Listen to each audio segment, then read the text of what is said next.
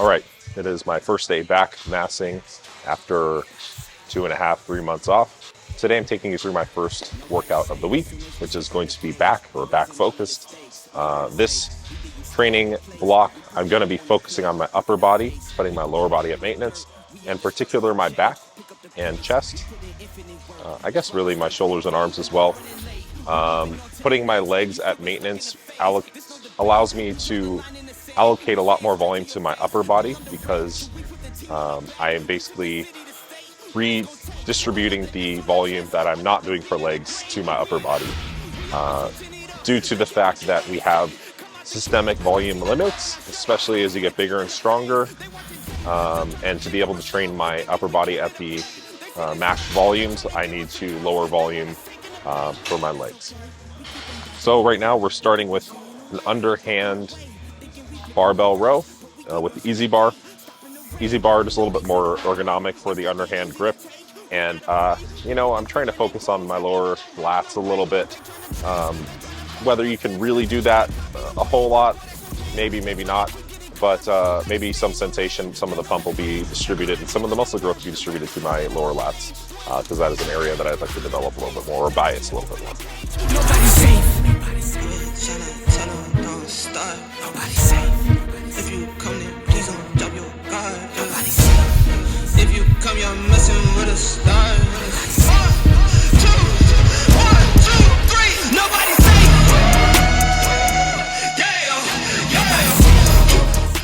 All right, so here I'm using the 25-pound plates as opposed to 45 in order to get more of a stretch. Notice that I'm keeping my torso as close to parallel with the floor, reaching down with a slow, controlled eccentric, lightly tapping the plates to the ground, stretching, and then coming right back up with an explosive step.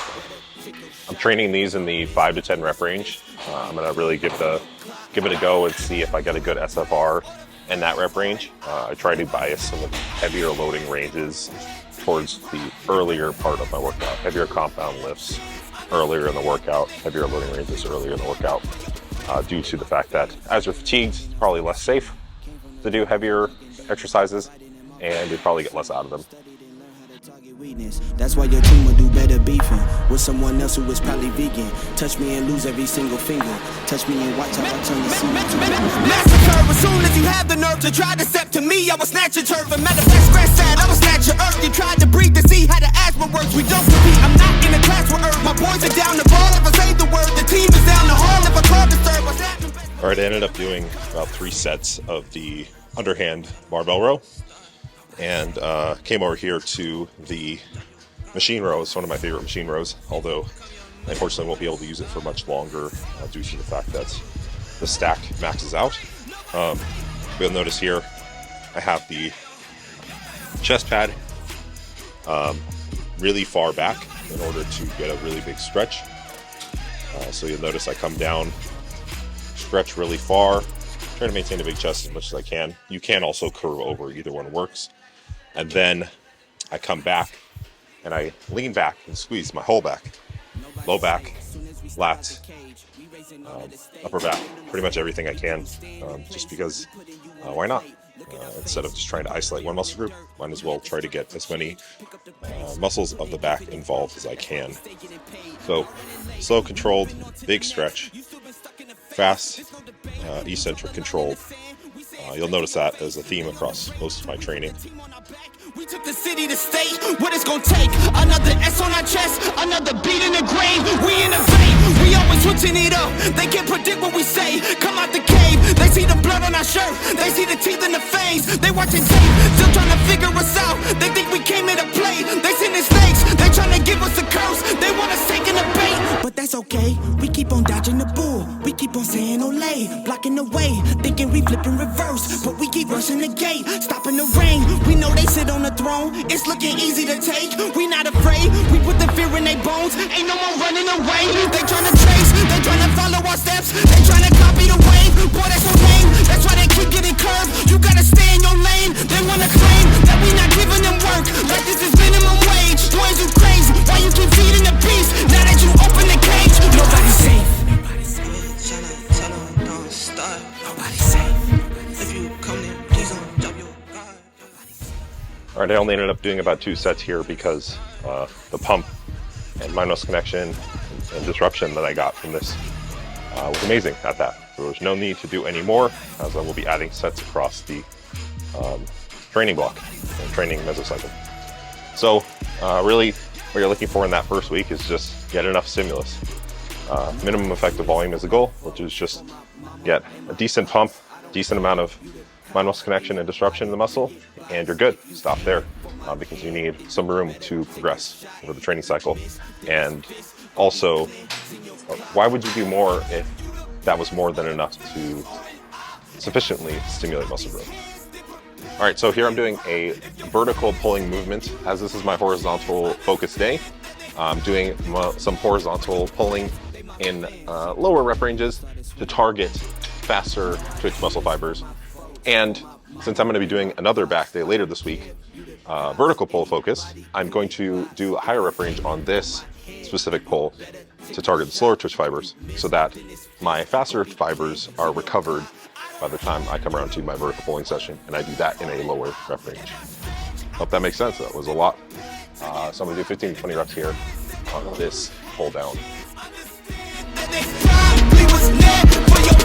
They my fans. Jumped in the ring and I started swinging. Came from the jungles of drunken demons, fighting them off in the Coliseum. Studied and learned how to target weakness. That's why your team will do better beefing with someone else who was probably vegan. Touch me and lose every single finger.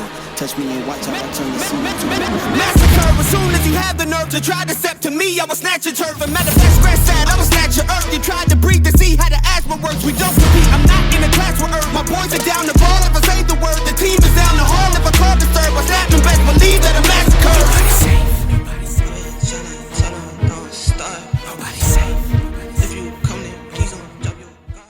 All right, so I ended up doing 2 sets on the lat pull down as well. Again, just enough to get decent pump, a little bit of disruption, and then moved on as I will be adding sets over the weeks. Here we're going into my my only bicep movement for this workout. This is an incline dumbbell curl. I like this because it biases the stretch as it puts the bicep behind your body. Soon as we step out the cage, we raising all of the stakes. Make no mistake, either you stay in your place or we putting you on a plate. Look at our face, we put the fear in the dirt. We had to struggle for change, pick up the pace. We put in infinite work, that's why we stay getting paid. Y'all running late, we moving on to the next. You still been stuck in a phase, there's no debate. We draw the line in the sand, we say it straight to your face. They underrate, till we put the team on our back. We took the city to state, what it's gonna take. Another S on our chest, another beat in the grave. We in the You'll notice I try to lower the weight out in front of my torso. This just allows me to get a little bit more tension on the bicep. Although at this position, with your arm behind you, you still get a good amount of tension in the stretch position. But if you have your arm here as opposed to back here, you might get a little more tension at this part of the movement as you lower down. Really just another way to kind of bias the stretch of the bicep. Other than that, I'm trying to lift my elbows up as I go and kind of tuck them toward each other. I'm doing this exercise in relatively lower rep range, about 7 to 12. I found that even my heavier loading ranges usually can't dip too much below that. I just generally get injured at this point in my training career, maybe due to relative strength and wear and tear injuries over time, but that's just the reality of it. So 7 to 12 is generally my sweet spot. Sometimes I go lower if it has a good SFR and it's not causing any pain.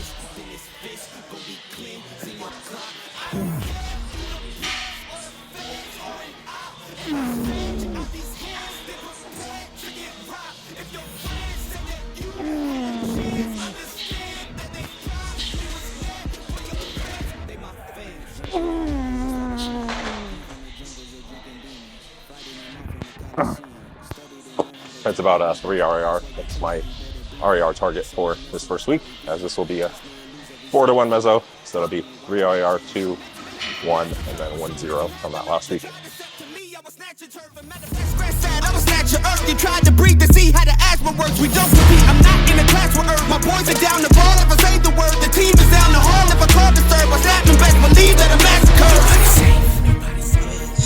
Tell them don't start. Nobody's safe. If you come in, please don't drop your guard. Nobody's safe. If you come, you're messing with a star. Nobody's safe. 1, 2, 3. Nobody's safe.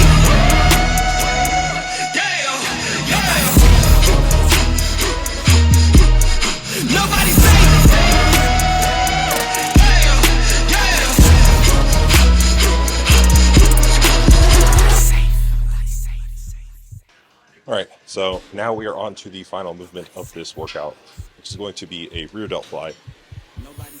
Doing the 10-20 range, I don't really get really much of any good stimulus training. Lower than that, higher than that, I'll probably do later on, either in this mesocycle or this microcycle this week, or in future mesocycles. I am guessing that about 2 sets in a high rep range will be more than enough for today. Went over on the biceps, I ended up doing 3 sets in the 7 to 12 rep range as well. Here, I mean, I don't really like overemphasize biomechanics too much, but like the cable stack is somewhat in line with my line of pull. I'm going to be pulling down like this. But I also just like this because I can stretch forward and get a natural stretch in my rear delts, which you can't really do with some machines and dumbbells often. Oftentimes I'm not doing a lot of warm-up sets this late in my workout because I'm already warm. It really depends on the muscle group, what the exercise is too. I generally try to err on the side of caution when making estimations for how many sets and what weight I'm going to use in the first week, as it's harder to alleviate fatigue and it's much easier to add if you don't have enough stimulus, if that makes sense. If you come in, please don't drop your guard. If you come, you're messing with a star. 1, 2, 3. Nobody's safe. Yeah, yeah. Nobody's safe.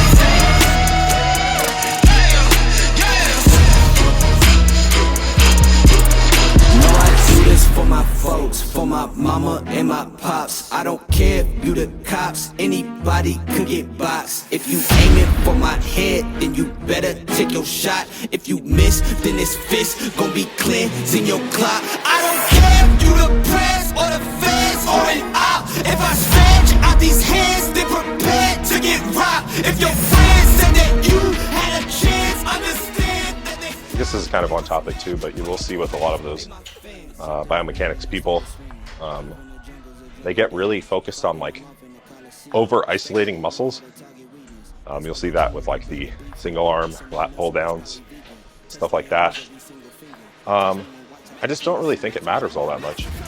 I mean, like look, in this movement in particular, my rear delts probably get most of the stimulus. Like my rear delts pretty pumped, but a little bit of that transfers over to my back, and it's not really the biggest deal. I mean, you know, I'm getting some, I've said this about lateral raises as well, but getting some rear delt stimulus, and I'm getting some probably upper mid back stimulus as well, some traps. I want to be bigger all around, so I don't really care about over isolating particular muscles. For example, I was leaning back on that row earlier. Well, like I'd like to have big spinal erectors as well as a big back, so maybe I use a little bit more weight on the machine, but I get a little more stimulus over my whole back. So I don't know. Now, those arguments, I think in particular situations, you're like a very, very advanced high-level bodybuilder and you need to bring up this one part of your rear delt and not grow anywhere else, then maybe there's an argument to be said. Or you're competing in a specific division like, I don't know, like your wellness competitor and you don't want bigger traps. Makes sense. But outside of those contexts, I don't really see the argument of trying to only feel one particular muscle.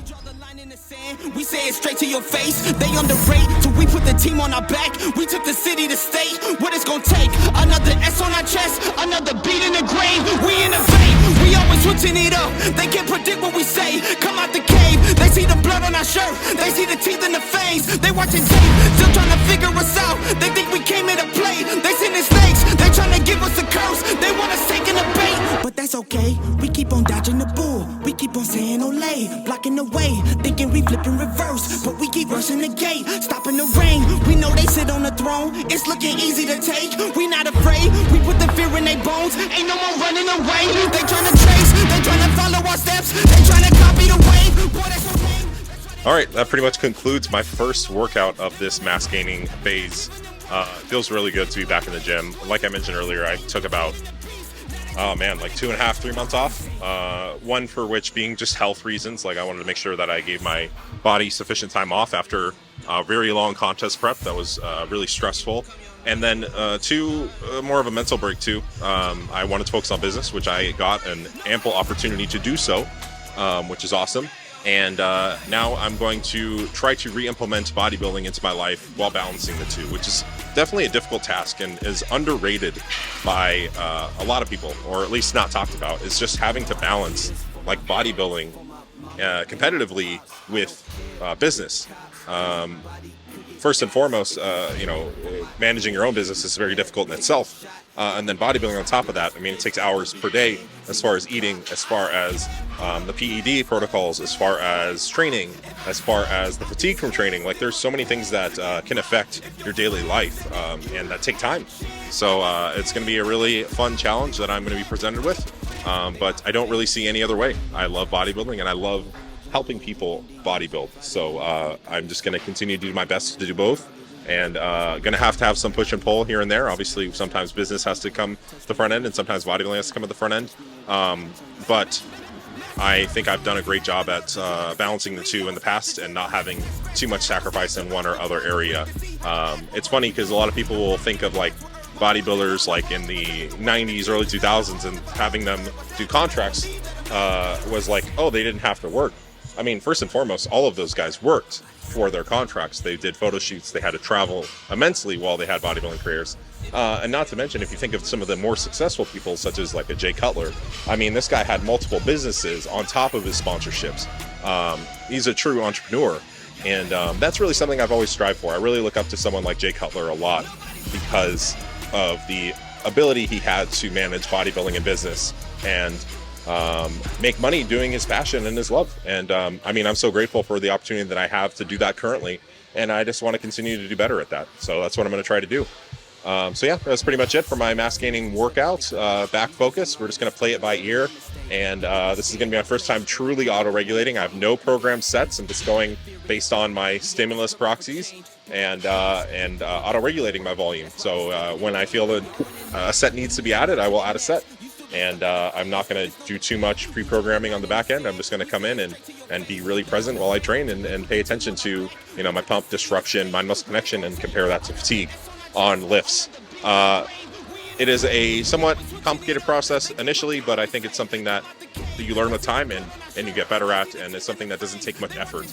I mean, it's pretty straightforward to pick up a barbell, do a movement, and say if you feel it in the target muscle. It can get more complicated than that, but at the end of the day, that's really what it is. So anyway, hope you enjoyed the workout. I hope you enjoyed the explanation. I did my best. Have a little bit of a headache today, but I will continue to do my best to explain the workouts. And if there's anything you want me to touch on specifically in any of these videos, just let me know. Drop it in the comments. Talk to you soon.